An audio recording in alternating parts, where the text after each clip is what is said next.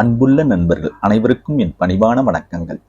இன்னைக்கு நம்ம பார்க்க போற வீடியோ எதை பத்தினா, எல்ஐசியில இருக்கிற அந்த ஜீவன் ஆனந்த் பாலிசி, அதுக்கப்புறம் போஸ்ட் ஆஃபீஸ்ல இருக்கிற ரெக்கரிங் டெபாசிட், அப்புறம் மியூச்சுவல் ஃபண்டு எஸ்ஐபி, இது மூணுத்தையும் கம்பேர் பண்ணி அதில் என்னென்ன பெனிஃபிட்ஸ் இருக்கு, என்னென்ன ரிஸ்க் இருக்கு, எது பெஸ்ட் இன்வெஸ்ட்மெண்ட் அப்படின்றத நம்ம பார்க்க போறோம். ஓகேங்களா? இன்னைக்கு இருக்கிற இந்த நிலை மாறும் உலகில், அதாவது கோவிடுக்கு முன்னாடி உயிரோட இருந்தவங்க அதுக்கப்புறம் நிறைய பேர் இன்னைக்கு இழந்துட்டு நிக்கிறோம் நம்ம. அது மாதிரி ஒரு காலகட்டத்துல இன்சூரன்ஸோட இம்பார்ட்டன்ஸ் நிறைய தெரிஞ்சிருக்கும். சரி, இன்சூரன்ஸ்ன்னும் போது நிறைய பேர் டேர்ம் இன்சூரன்ஸ் போகாம இது மாதிரி மணி பேக் பாலிசி, அதாவது மெச்சூரிட்டி பெனிஃபிட், இன்வெஸ்ட்மெண்ட் பண்ணா அது ஏதாவது ரிட்டர்ன்ஸ் கிடைக்குமா அந்த நோக்கத்தோட முதலீடு பண்றாங்க. அப்படி பண்ணும்போது இன்சூரன்ஸ் கவரேஜ் கம்மியா தான் இருக்கும். ஆனா ரிட்டர்ன்ஸ் அதிகமா வருதானா அதுவும் பாத்தீங்கன்னா கம்மியா தான் இருக்கும். அப்ப எது பெஸ்ட் அப்படின்றது தான் இந்த வீடியோல நான் விளக்கி சொல்ல போறேன். ஓகேங்களா? ஸோ அப்படி பார்க்கும்போது இன்வெஸ்ட்மெண்ட் நீங்க போனீங்கன்னா எல்ஐசியில அதை விட பெட்டரா ரெக்கரிங் டெபாசிட் கொடுக்கும், அதை விட பெட்டரா நீங்க மியூச்சுவல் ஃபண்ட் எஸ்ஐபில கொடுக்கும் அப்படின்றத நீங்க இந்த சார்ட் பாருங்களேன். எல்ஐசி ஜீவனானந்த் பாலிசியை கம்பேர் பண்ணும்போது போஸ்ட் ஆஃபீஸ்ல பாத்தீங்கன்னா 34,50,438 கொடுக்குது. அதாவது கிட்டத்தட்ட பாத்தீங்கன்னா 7.75 lakhs எல்ஐசியோட அதிகமான ரிட்டர்ன்ஸ் கொடுக்கும் போஸ்ட் ஆஃபீஸ் ரெக்கரிங் டெபாசிட்ல போட்டாவே. ஓகேங்களா? இது மந்த்லி, அதாவது எப்படி கம்பேர் பண்ணிருக்கேன்னா, மந்த்லி நீங்க எவ்வளவு டெபாசிட் பண்றீங்க அப்படின்றது தான். ஓகேங்களா? அதை பேஸ் பண்ணி நம்ம கம்பேர் பண்ணிருக்கோம். ஓகே, மியூச்சுவல் ஃபண்ட், அதே மியூச்சுவல் ஃபண்ட் எஸ்ஐபி அது பாத்தீங்கன்னா பாருங்களேன், அப்படியே வியப்பா இருக்குது. 51 lakhs அதிகமா தருது எல்ஐசியோட. ஆர்டியோட பாத்தீங்கன்னா 43 lakhs கொடுக்குது அதிகமா. ஆனா எல்லாரும் ஏன் மியூச்சுவல் ஃபண்ட் எஸ்ஐபிக்குள்ள போக மாட்டாங்கன்னா அதுல இருக்க ரிஸ்க் தான். ஓகேங்களா? அந்த ரிஸ்க் கூட பாத்தீங்கன்னா நீங்க ஷார்ட் டேர்ம்ல கிடைக்கணும் ரிட்டர்ன்ஸ் அப்படின்னா அதுதான் ரொம்ப ரிஸ்க். ஓகேங்களா? 3 years மேல, அதாவது 5 years மேல எல்லாம் லாங் டேர்ம் சொல்லும் போது எவ்வளவு பெனிஃபிட் இருக்குன்றது இன்னும் நம்ம நிறைய பேர் தெரிஞ்சுக்காமே இருக்கும். கஷ்டப்பட்டு சம்பாதிக்கிற பணத்தை சேர்த்து வைக்காம தேவையில்லாம செலவு பண்ணிடுறோம். ஒண்ணு சரி, சேர்த்து வைக்கிறதும் கரெக்டான முதலீடு பண்ணா ரிட்டர்ன்ஸ் எந்த அளவுக்கு கிடைக்கும்ன்ற அந்த எஜுகேஷனல் நம்ம வளர்த்துக்க மாட்டோம், அந்த நாலேஜ் வளர்த்துக்க மாட்டோம் அப்படின்றத நான் திரும்ப திரும்ப சொல்ல விருப்பப்படுறேன். ஓகேங்களா? சோ இந்த வீடியோல மூணுத்தையும் தான் நம்ம அனலைஸ் பண்ண போறோம். ஓகேங்களா? எது பெஸ்ட், அதோட பெனிஃபிட் என்ன அப்படின்றது. ஓகேங்களா? அதனால இந்த வீடியோவை கடைசி வரைக்கும் ஸ்கிப் பண்ணாம பாருங்க. வாங்க வீடியோக்குள்ள போலாம்.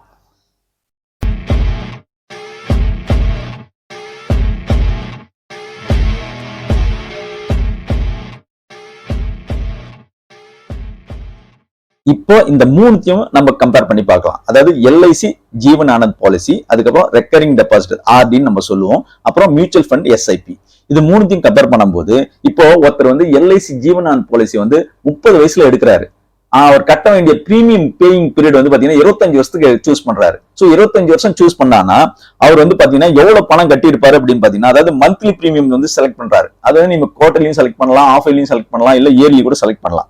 சோ டோட்டல் அமௌண்ட் அவர் எவ்வளவு கட்டியிருப்பாரு 300 மாசத்துக்கு அப்படின்னு பாத்தீங்கன்னா 13,74,300 கட்டியிருப்பாரு. சோ மெச்சூரிட்டி அமௌண்ட் எவ்வளவு கிடைக்கும் அவருக்கு அப்படின்னு பாத்தீங்கன்னா ஆஃப்டர் 25 இயர்ஸ் சொல்றேன் நான். 25 years முடிஞ்ச உடனே அவர் கிடைக்கக்கூடியது பாத்தீங்கன்னா 26,75,000 தான் கிடைக்கும். ஓகேங்களா? அது நீங்க இன்ட்ரெஸ்ட் கால்குலேட் பண்ணீங்கன்னா 5% அந்த ரேஞ்சில் தான் கிடைக்கும், 5 to 6% அந்த ரேஞ்சில் தான் கிடைக்கும். ஓகேங்களா? இது கூட எப்படி கிடைக்குது அப்படின்றத டீடைலா நம்ம நெக்ஸ்ட் சார்ட்ல பார்க்க போறோம். எல்ஐசி அது எப்படி அந்த அமௌண்ட் கிடைக்குது அப்படின்றது. ஏன்னா அதுல போனஸ் தான் மெயினா கொடுப்பாங்க. அதுக்கப்புறம் பாத்தீங்கன்னா உங்களுக்கு ஃபைனல் அடிஷன் போனஸ் கடைசியா மெச்சூரிட்டி ஆகும்போது கொடுப்பாங்க. அதெல்லாம் சேர்த்து தான் இந்த கால்குலேஷன் வரும். ஓகேங்களா? அந்த சார்ட் நான் இல்லஸ்ட்ரேஷன் அவங்க என்ன கொடுத்துருக்காங்களோ அந்த வெப்சைட்ல இருந்து எடுத்து நான் உங்களுக்கு சொல்லியிருக்கேன். ஓகேங்களா? அது அடுத்த சார்ட்ல நம்ம பார்க்கலாம் அது எப்படின்றது. ரெக்கரிங் டெபாசிட் உங்களுக்கு சிம்பிள். நீங்க சும்மா ஒரு கால்குலேட்டர் ஆன்லைன்ல போய் கால்குலேட்டர் போட்டு பார்த்தா தெரிஞ்சிடும். ஒரு 6.7% போஸ்ட் ஆஃபீஸ் இன்னைக்கு பிக்ஸ் பண்ணிருக்கிற ரேட் அது. ஓகேங்களா? 6.7% ஆர்டி கொடுப்பாங்க. அதுல பிக்ஸ்டா 5 years தான். ஓகேங்களா? சோ 5 yearsக்கு அப்புறம் நீங்க அப்படியே திருப்பி ஆரம்பிக்கலாம், இல்ல அதை எடுத்து நீங்க எஃப்டில கூட போடலாம். ஓகேங்களா? அதுலயே போஸ்ட் ஆபீஸ்ல பாத்தீங்கன்னா நேஷனல் சேவிங் ஸ்கீம்னு இருக்கு. ஓகேங்களா?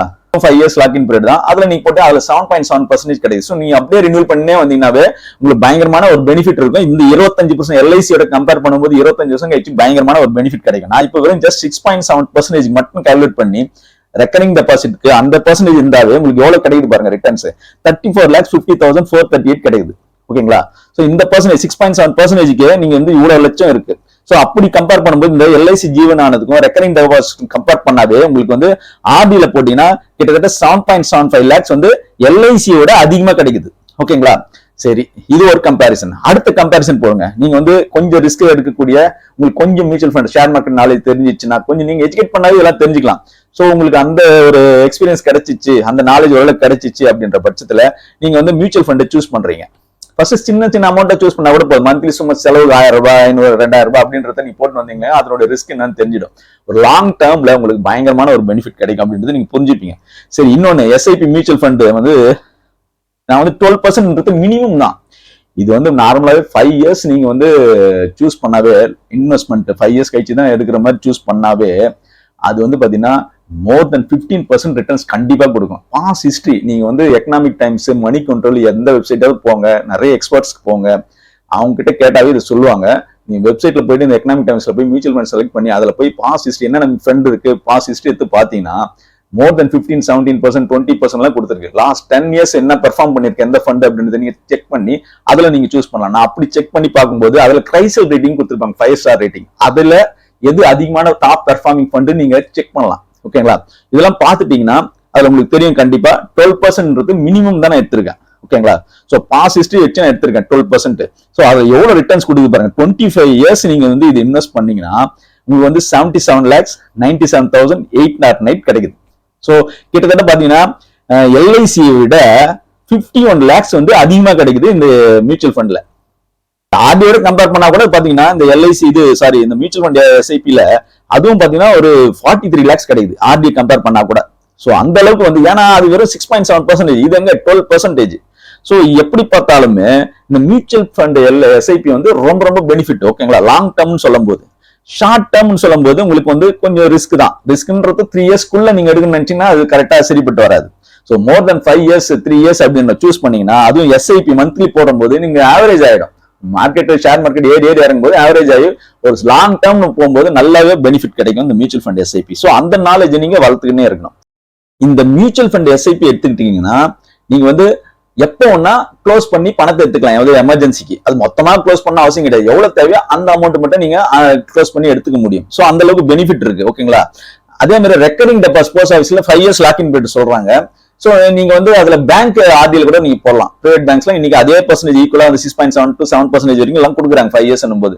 சோ அதுல நீங்க எப்போ க்ளோஸ் பண்ணிக்கலாம். என்ன பேங்க்ல வந்து 5 lakhs மேல வந்து நம்மளோட டெபாசிட்டர்ஸோட இன்சூரன்ஸ் வந்து இன்சூர் பண்ணிருப்பாங்க அப் டு 5 lakhs. சோ அதுக்கு மேல போடுறதுதான் கொஞ்சம் ரிஸ்க். அது மாதிரி ரிஸ்கே வேணாம்னவங்க போஸ்ட் ஆஃபீஸ் போவாங்க. சோ அப்படி பார்க்கும்போது அதுவும் 5 இயர்ஸ்ல நீங்க வந்து இது பண்ணிக்கலாம் போஸ்ட் ஆஃபீஸ்ல. எல்ஐசில நீங்க எப்பவும் ரிட்டர்ன்ஸ் எடுக்காத, நடுவுல க்ளோஸ் பண்ணவே முடியாது. லோன் எடுக்கணும். லோன் எடுத்தாலும் உங்களுக்கு 12%, 10% கிட்ட கொடுக்குறாங்க. ஓகேங்களா? சோ 9 to 10% வந்து உங்களுக்கு interest rate, loan rate. So அது வந்து பெனிஃபிட்டே கிடையாது. கிடைக்கிறதே 5%. அதுல லோன் எடுத்து அது 9% கொடுத்து எதுக்கு லோன் எடுக்கணும்? ஓகேங்களா? சோ அது வந்து நடுவுல எடுக்கவே முடியாது. நீங்க க்ளோஸ் பண்ணீங்கன்னா போட்ட இன்சூரன்ஸ் கட்டின பணம் கூட உங்களுக்கு ரிட்டர்ன்ஸ் கிடைக்காது. சோ எல்ஐசில நீங்க 25 இயர்ஸ் வந்து லாக்இன் ஆயிடும். ஓகேங்களா? என்ன ஒண்ணு டெத் பெனிஃபிட் கிடைக்கும். இப்ப இந்த அமௌண்ட்டுக்கு இந்த இன்சூரன்ஸ் பிரீமியம் இருக்கு இல்லையா 4500, இதுக்கான பிரீமியம் டெத் ஆனா எவ்வளவு கிடைக்குதுன்னா 10 lakhs கிடைக்கும். அதாவது ஒரு பிரீமியம் கட்டின பிறகு கிடைக்கக்கூடிய பெனிஃபிட் சொல்றேன். சோ ஒரு பிரீமியம் பேயிங் டேர்ம் இருக்குல்ல, அந்த 25 இயர்ஸ்க்குள்ள எப்ப டெத் ஆனாலும் 10 lakhs பிளஸ் போனஸ் கொடுப்பாங்க. ஓகேங்களா? சோ அது அந்த பெனிஃபிட் கிடைக்கும். அவ்வளவுதான். ஓகேங்களா? சோ ஃபர்தரா வந்து நீங்க வந்து சரி உங்க லைஃப் இன்சூர் பண்ணியே ஆகணும் அப்படின்னு நீங்க நினைச்சீங்கன்னா நீங்க வந்து மியூச்சுவல் ஃபண்ட் எஸ்ஐபி செலக்ட் பண்ணிடுறீங்க. ஆனா எனக்கு வந்து லைஃப் இன்சூரன்ஸும் இது பண்ணணும் அப்படின்னா நீங்க அதுக்கு பாருங்க மினிமம் டேர்ம் இன்சூரன்ஸ் அமௌண்ட் பாத்தீங்கன்னா 25 lakhsங்க. இதுல வந்து வெறும் 10 lakhs தான் எல்ஐசில நான் சொல்றேன். இதுல வந்து மினிமம் இன்சூரன்ஸ் டேர்ம் வந்து இப்ப டேர்ம் இன்சூரன்ஸ் ஒன்னு இருக்கு. நீங்க நார்மல் இன்சூரன்ஸ் பத்தி போகாதீங்க. நீங்க லைஃப் இன்சூர் பண்ணா டேர்ம் இன்சூரன்ஸ் எந்த இன்சூரன்ஸ் நீங்க செலக்ட் பண்ணீங்க. அது எல்ஐசி எடுத்தீங்க இல்ல எந்த பிரைவேட் HDFC IC எது வேணா செலக்ட் பண்ணீங்க. சூஸ் பண்ணிட்டு 25 lakhs மினிமம். அது ஆக்சுவலா அது பண்ணீங்கன்னா பிரீமியம் எவ்வளவு கட்டுறீங்க பாருங்க. மாசம் வெறும் 400 ரூபாய் தான் கட்டுறீங்க. ஓகேங்களா? 400 ரூபாய் போது 25 வருஷத்துக்கு பாத்தீங்கன்னா 1,20,000 தான் நீங்க கட்ட போறீங்க. 25 வருஷத்துக்கு நீ பே பண்ணே வந்தா அது ரிட்டர்ன்ஸ் வராது. ஆனா நீங்க மாசம் 400 ரூபாய் என்னங்க இன்னைக்கு அது ஒரு பெரிய காசாங்க. ஆனா அதுக்கான டேர்ம் இன்சூரன்ஸ் எவ்வளவு கிடைக்குது பாருங்க. 25 lakhs கிடைக்குது. நீங்க இறந்தா கூட உங்க குடும்பத்துக்கு 25 lakhs கிடைக்குங்க. அதோட வேணா 50 lakhs 1 crore எல்லாம் கூட நீங்க பண்ணிக்கலாம். ஆனா அதுக்கான இன்சூரன்ஸ் பிரீமியம் வந்து ரொம்ப ரொம்ப கம்மி. நீங்க செலவு பண்ற காசுல ஒரு சின்ன செலவா நினைச்சு பண்ணுங்க. ஓகே, எவ்வளவு தண்டமா செலவு பண்ணு இருக்கும் அந்த செலவு இதுல போடுங்க. ஓகேங்களா? அப்படி இருக்கும்போது இது வெறும் 10 lakh இன்சூரன்ஸ் இருக்கு. அந்த ஒரே ஒரு காரணத்துக்காக போய் எல்ஐசில போய் விழுவீங்களா? நீங்க எல்ஐசியே கூட டேர்ம் இன்சூரன்ஸ் எடுத்துங்க. எதுக்கு இந்த மணி பேக் இன்வெஸ்ட்மெண்ட் நினைச்சு அதுல போறீங்க அப்படின்றத நீங்க புரிஞ்சுக்கணும். அதனால நீங்க உங்களை எஜுகேட் பண்ணீங்க. நான் சொல்றது அப்படியே கேட்கணும் கிடையாது. நீங்களே அனலைஸ் பண்ணுங்க. யாராவது உங்களுக்கு எல்ஐசி ஏஜென்ட் உங்களுக்கு இல்ல ஏதாவது இன்சூரன்ஸ் கம்பெனிஸ் வந்து உங்களுக்கு கான்டாக்ட் பண்றாங்க, நீங்க அதோட ஒர்க் அவுட் கேளுங்க, இலிஸ்ட்ரேஷன் கேளுங்க, என்ன பெனிஃபிட் கம்பேர் பண்ணி பாருங்க. நீங்க ஆன்லைன்ல எல்லாமே கிடைக்குதுங்க. நீங்க ஈஸியா கம்பேர் பண்ணிக்க முடியும். ஓகேங்களா? சோ அந்த அளவுக்கு பெனிஃபிட் இருக்கு. ஆனா நீங்க ஒண்ணுத்துல இன்வெஸ்ட் பண்றதுக்கு பதிலா கொஞ்சம் ஸ்பிளிட் பண்ணி போடலாம். இப்ப ரிஸ்க் ஆர்டில கொஞ்சம் போடலாம், மியூச்சுவல் ஃபண்ட் எஸ்ஐபில கொஞ்சம் போடலாம், ஓகேங்களா? இது மாதிரி ஸ்பிளிட் பண்ணி கோல்ட்ல கொஞ்சம் இன்வெஸ்ட் பண்ணிக்கலாம். இப்படி பல விதமா நீங்க இன்வெஸ்ட் பண்ணி ஒரு டைவர்சிஃபை பண்ணி வச்சுட்டீங்கன்னா உங்களுக்கு சேஃப் அதிகம், ஓகேங்களா? இன்னைக்கு வந்து என்ன நடக்குன்னு தெரியல, நாளைக்கு நம்ம பணம் சம்பாதிச்சு சேர்த்தே வச்சாகணுங்க, வேற வழியே கிடையாது, ஓகேங்களா? சரி, எல்ஐசி ஜீவன் ஆனந்த் பாலிசி பத்தி எல்லாமே நெகட்டிவா சொல்றதுக்காக நான் இது வந்து சொல்லல இந்த வீடியோ. ஆக்சுவலா நீங்க டேர்ம் இன்சூரன்ஸ் பொறுத்து பெனிஃபிட் உங்க லைஃப் இன்சூரன்ஸ்க்கு அப்படின்றத நான் புரிய வைக்க விரும்புறேன். நீங்க எஸ்ஐபி மியூச்சுவல் ஃபண்ட் வந்து சிம்பிளா கம்மியான அமௌண்ட் கூட போடுங்க, தப்பு கிடையாது. நான் ஒரு கம்பேரிசனுக்காக இவ்வளவு போடுறேன். நீங்க அது ரிஸ்க் அதிகமா எடுக்கக்கூடாதுன்னா கம்மியா போடுங்க, ஒன்றும் தப்பு கிடையாது. ஆர்டி இந்த மாதிரி போஸ்ட் ஆஃபீஸ் ஸ்கீம்லாம் கூட இன்னைக்கு நிறைய இன்ட்ரெஸ்ட் ரேட் கொடுக்குறாங்க, அப் டு 7.7% எல்லாம் கொடுக்குறாங்க. ஆனா எல்ஐசின்னு போகும்போது உங்களுக்கு 5 to 6% தான் கிடைக்கும் ரிட்டர்ன்ஸ், அது ஞாபகம் வச்சுங்க. ரெண்டாவது டேர்ம் இன்சூரன்ஸ் எடுத்துங்க, அதுக்கு ஈக்குவல் அமௌண்ட்டுக்கு நீங்க டேர்ம் இன்சூரன்ஸ் எடுத்தா அதை விட அதிகமான பெனிஃபிட் கிடைக்கும் அப்படின்றத நான் சொல்ல வரேன், ஓகேங்களா? அது இல்லாம எல்ஐசிக்கு நிறைய பேர் போறதுக்கு ரீசன் என்னன்னா, இந்த நல்ல பணம் சம்பாதிக்கிறவங்க டாக்ஸ் பெனிஃபிட் கிடைக்கும் தான் போறாங்க. அது என்னங்க கிடைச்சிடும்? இப்ப இந்த இதுலயே பாத்தீங்கன்னா ஒரு வருஷத்துக்கு கிட்டத்தட்ட பாத்தீங்கன்னா ஒரு 50,000 அந்த ரேஞ்சில் தான் வந்து டாக்ஸ் பெனிஃபிட் கிடைக்கும் ஏடிசில. அவ்வளவுதானே, 50,000. நீங்க அந்த 50,000 நேஷனல் சேவிங் சர்டிபிகேட் இருக்கு, போஸ்ட் ஆஃபீஸ்ல போட்டு போங்க. அதுல இதோட அதிகமா வட்டி வருஷம் வருஷம் நீங்க எவ்வளவு டாக்ஸ் சேவ் பண்ணணும்னு நினைக்கிறீங்க அந்த ஏடிசில, அது மாதிரி போஸ்ட் ஆஃபீஸ் ஸ்கீம்ல போட்டு போங்க. எப்போனா நீங்க க்ளோஸ் பண்ணிக்கலாம் தேவைன்னா, ஓகேங்களா? டாக்ஸ் பெனிஃபிட் கிடைக்கும் போது அதோட ரிட்டர்ன்ஸ் இதுல கிடைக்குது இல்ல, எப்படியே பண்ணிக்கலாம். நம்ம டாக்ஸ் சேவிங்காக போகணும் அவசியம் கிடையாதுன்றத நான் சொல்ல வரேன். நீங்க அதை கால்குலேட் பண்ணி பண்ணிக்கலாம் இப்போ, ஓகேங்களா? சோ அது ஒன்றும் பெரிய விஷயம் கிடையாது. இதெல்லாம் கம்பேர் பண்ணும்போது நிறைய பெனிஃபிட் இருக்கு. எல்ஐசில உங்களுக்கு டாக்ஸ் சேவிங்காக எல்லாம் போவாங்க, ரெண்டாவது லைஃப் இன்சூரன்ஸ்க்காக போவாங்க, மூணாவது உங்களுக்கு இன்வெஸ்ட்மெண்ட் போறாங்க, 3 சேர்ந்து கிடைக்குது அப்படின்னு. ஆனா 3 சேர்ந்து தனித்தனியா பிச்சு தனித்தனியா எது பெட்டர்னு தனியா போட்டீங்கன்னா உங்களுக்கு வந்து ரிட்டர்ன்ஸ் வந்து எல்ஐசில கம்மியா தான் கிடைக்கும். அதாவது பெனிஃபிட்ஸ் மற்றதை கம்பேர் பண்ணும்போது கம்மியா கிடைக்கும் அப்படின்றத நீங்க புரிஞ்சுங்க. சரி, இப்போ நம்ம எல்ஐசி ஜீவன் ஆனந்த் பாலிசி பத்தி இன்னும் கொஞ்சம் டீட்டெயிலாவே பார்க்கலாமே. இப்ப பாத்தீங்கன்னா இந்த எல்ஐசி நியூ ஜீவன் ஆனந்த்ல ஏஜ் என்ட்ரி பாத்தீங்கன்னா 18 இயர்ஸ்ல இருந்து 50 இயர்ஸ்க்குள்ள நீங்க வந்து எடுக்கலாம் அந்த பாலிசியை. பிரீமியம் பேயிங் மோட் வந்து ஏற்கனவே சொன்ன மாதிரி yearly, half yearly, quarterly, monthly கூட நீங்க பே பண்ணலாம். பாலிசி டேர்ம் வந்து 15 இயர்ஸ்ல இருந்து 35 இயர்ஸ் வரைக்கும் நீங்க இருக்கு. அதுல பேசிக் சம் அஷ்யூர்ட் பாத்தீங்கன்னா 10 lakhs and above in multiples of 5,000. So அதுக்கு மேல நீங்க எடுத்தீங்கன்னா அதுக்கேற்ற மாதிரி பிரீமியம் அமௌண்ட் கொஞ்சம் வேரி ஆகும். ரீபேட் எல்லாம் இருக்குது, அதாவது இயர்லி கட்டிங்கன்னா 2% வந்து டிடக்ஷன் இருக்கு, 1% வந்து ஆஃப் இயர்லினா டிடக்ஷன் இருக்கு, ஓகேங்களா? சோ அது மாதிரி எல்லாம் இருக்கு, அது வந்து பாத்துப்பாங்க. அப்ப அது இல்லாம இதுல என்னென்ன பண்ண முடியும் இந்த பாலிசில அப்படின்னு பாத்தீங்கன்னா, லோன் எடுக்கலாம். 3 வருஷத்துக்கு அப்புறம் வந்து லோன் எடுக்கலாம். நீங்க வந்து சரண்டர் எப்ப பண்ண முடியும் இந்த எல்ஐசி பாலிசியை வந்து அப்படின்னு பாத்தீங்கன்னா, ஃபுல் பிரீமியம் அமௌண்ட் 3 வருஷம் கட்டின பிறகு தான் நீங்க சரண்டர் பண்ண முடியும். சரி, சரண்டர் கட்டினா எவ்வளவு கிடைக்கும் அப்படின்றது நீங்க சப்போஸ் பாலிசி எடுத்தீங்கன்னா அதை டீடைல் பாருங்க, அது தனியா அது பெரிய வீடியோ, அது நிறைய பேர் புரியும் புரியாது. அது முதல்ல என்ன அதுல புரிஞ்சுக்கலாம். சரண்டர் பண்ணீங்கன்னா உங்களுக்கு நீங்க கட்டின பிரீமியம் கூட ஃபுல்லா வராது அப்படின்றதான், பாதி கூட வராதுங்க. அது மட்டும் நீங்க புரிஞ்சுங்க. இது வந்து நீங்க எங்க வேணா கேட்டு பாருங்க, இல்ல ஒர்க் அவுட் யார்கிட்ட கேட்டு பாருங்க, உங்களுக்கு தெரிஞ்ச எல்ஐசி ஏஜென்ட் கிட்ட. ஓகே, எல்ஐசின்றத எந்த இன்சூரன்ஸ் ஏஜென்ட் கிட்ட வேணா கேட்டு பாருங்க, சரண்டர் வேல்யூ எவ்வளவு கிடைக்கும் அப்படின்றது, ஓகேங்களா? சோ அதனால அது வந்து வேஸ்ட் சரண்டர் பண்றது. நீங்க எல்ஐசி கட்ட ஆரம்பிச்சிட்டீங்க பாதிக்கு மேலனா அது முடிச்சுடுங்க, வேற என்ன பண்றது? அதுக்கப்புறம் பாத்தீங்கன்னா சப்போஸ் லேப்ஸ் ஆயிடுச்சுன்னா பாலிசி இது வந்து ரிவைவல் பண்ண முடியும் இந்த எல்ஐசி நியூ ஜீவன் ஆனந்த், ஓகேங்களா? சோ அதுதான் இங்க சொல்லியிருக்காங்க, ஓகேங்களா? சோ டாக்ஸ் எக்ஸம்ஷன் வந்து பெனிஃபிட் இருக்கு, அது ஒன் ஆஃப் தி பெனிஃபிட்னு வச்சுங்களா. அது வந்து ஏடிசில இந்த பாலிசிக்கு, அதாவது நான் இப்போ சூஸ் பண்ணிருக்கேன் இல்லையா, இந்த 10 lakhs அதாவது 25 இயர்ஸ் பேயிங் டேர்ம்ல வந்து பாத்தீங்கன்னா உங்களுக்கு எவ்வளவு பெனிஃபிட் கிடைக்கும் இயர்லி பாத்தீங்கன்னா, நீங்க கட்டுற பணம் வந்து 54,972 வந்து டாக்ஸ் பெனிஃபிட் கிடைக்கும், ஓகேங்களா? சோ இதுதான் வந்து நீங்க தெரிஞ்சுக்க வேண்டியது. சரி, இந்த எல்ஐசி ஜீவன் ஆனந்த் பாலிசில 25 இயர்ஸ் பிரீமியம் கட்டின பிறகு என்ன மெச்சூரிட்டி அமௌண்ட் கிடைக்கும், என்ன பெனிஃபிட் அப்படின்னு பாத்தீங்கன்னா, சம் அஷ்யூர்ட் வந்து 10 lakhs, ஓகேங்களா? அது அப்படியே ரிட்டர்ன் கிடைக்கும். பிளஸ் போனஸ் வந்து பாத்தீங்கன்னா 25 இயர்ஸ்க்கு வந்து பாத்தீங்கன்னா கிட்டத்தட்ட வந்து பாத்தீங்கன்னா 12,25,000 சேர்ந்திருக்கும். இது வந்து மினிமம் அவங்க இலிஸ்ட்ரேஷன் கொடுக்குறாங்க, அது வந்து வேரி ஆகிறதுக்கு வாய்ப்பு இருக்குது. அவங்க கொடுக்குற இலிஸ்ட்ரேஷன் நீங்க வெப்சைட் எல்ஐசில போயிட்டு இந்த நியூ ஜீவன் போயிட்டு அதோட பாலிசி டாக்குமெண்ட் எடுத்து பாத்தீங்கன்னா அந்த இதுல இவ்வளவுதான் கொடுத்துருப்பாங்க. நீங்க அது கால்குலேட் பண்ணா அதுதான் வரும் மேக்ஸிமம், ஓகேங்களா? சோ இது கொஞ்சம் வேரி ஆகும்னு வச்சுங்களா. இது ரொம்ப எல்லாம் அதிகமா எல்லாம் வேரி ஆகாது.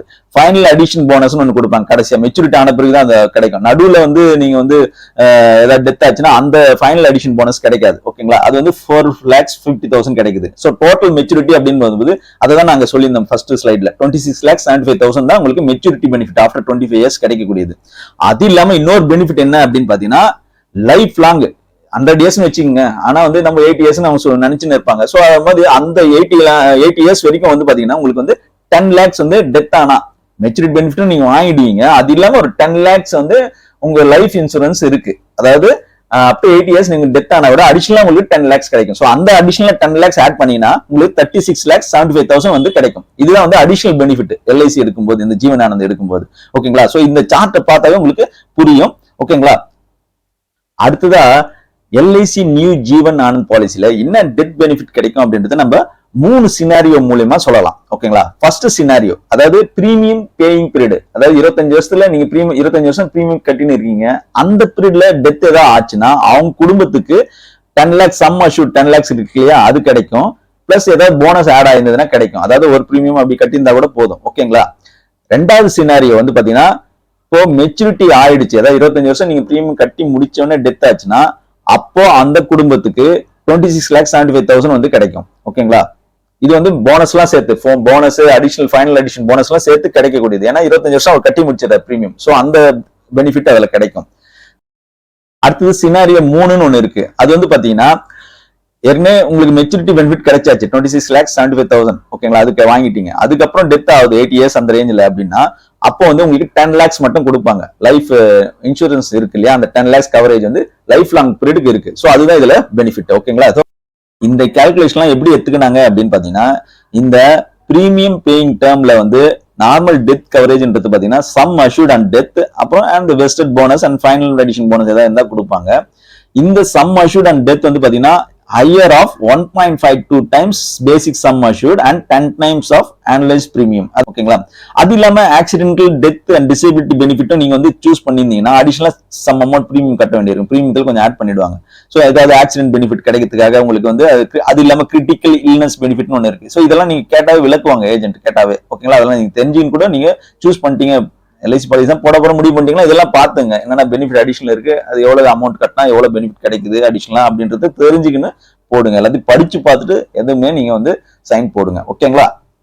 இந்த வீடியோ பாத்தீங்கன்னா என்னுடைய எக்ஸ்பீரியன்ஸ், என்னுடைய நாலேஜ் பேஸ் பண்ணி நான் வந்து உங்களுக்கு அனலைஸ் பண்ணி சொல்லியிருக்கேன். ஓகேங்களா? ஸோ நீங்க வந்து ஒரு இன்வெஸ்ட்மெண்ட்டை சூஸ் பண்ணணும், இது 3த்துல எது ஒண்ணு அப்படின்றதுக்கு நீங்க உங்களுடைய வெல்விஷரி இல்ல ஃபைனான்சியல் அட்வைசர்கிட்ட கேட்டுக்கின்னு அவங்க என்ன சொல்றாங்களோ அதை பேஸ் பண்ணி நீங்க சூஸ் பண்றது பெட்டர். ஓகேங்களா? ரெண்டாவதா, நீங்க மியூச்சுவல் ஃபண்ட் எஸ்ஐபி போது அப்படியே போய் சூஸ் பண்ண அவசியம் கிடையாது. அதையும் நான் சொல்லிடுறேன். நீங்க வந்து பெரிய பெரிய பேங்க்ஸ்லாம் இருக்கு, HDFC, ICICI பேங்க், அது மாதிரி எல்லாம் நீங்க சூஸ் பண்ணலாம். அதுவும் வந்து உங்க ஃபைனலைஸ் அட்வைசர்கிட்ட கேட்டுங்க. இல்லைன்னா நீங்க ஸ்டேட் பேங்க்கே வந்து நிறைய மியூச்சுவல் ஃபண்ட் அவங்களுடைய ப்ராடக்ட்ஸும் வந்து நல்ல ரிட்டர்ன்ஸ் கொடுத்துன்னு இருக்கு, அதையும் நீங்க வந்து கேட்டுக்கின்னு உங்க ஃபைனான்சியல் அட்வைசர் கேட்டுக்கின்னு நீங்க அதையும் சூஸ் பண்ணலாம். ஓகேங்களா? ஸோ அவ்வளோதாங்க இந்த வீடியோ. இந்த வீடியோ உங்களுக்கு பிடிச்சிருந்ததுன்னு நினைச்சீங்கன்னா, யூஸ்ஃபுல்லா இருந்ததுன்னு நினைச்சீங்கன்னா லைக் பண்ணுங்க, உங்க ஃப்ரெண்ட்ஸ் ஃபேமிலிக்கெல்லாம் ஷேர் பண்ணுங்க, கூடவே பெல் நோட்டிஃபிகேஷனும் தட்டி விட்டுருங்க. அப்பதான் நான் அடுத்தடுத்து போற வீடியோ உங்களுக்கு வந்து சேரும். நன்றி, வணக்கம்.